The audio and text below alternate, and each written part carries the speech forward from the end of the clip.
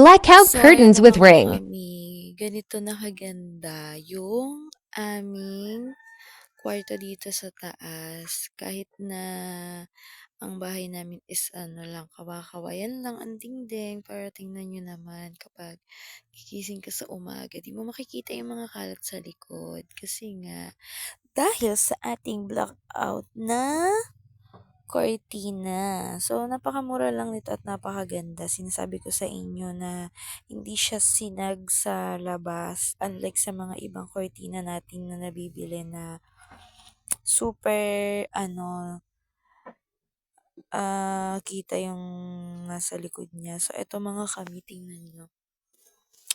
Tingnan niyo yung likuran niyan kasi, ayan. Ayan yung likuran niyan mga ka-idol. So, medyo nakaka-adwa siya tingnan, diba? Pero pag meron siyang cortina, tingnan niyo mga ka-idol, diba? Hindi mo siya kita, kaya hindi ka umaga pa lang mabubringot ka na, diba? Kaya kung ano pang ginagawa mo, umorder ka sa aking Yellow Basket para naman maka-order ka na rin itong magandang cortina na to. Sinasabi ko sa'yo, maganda to.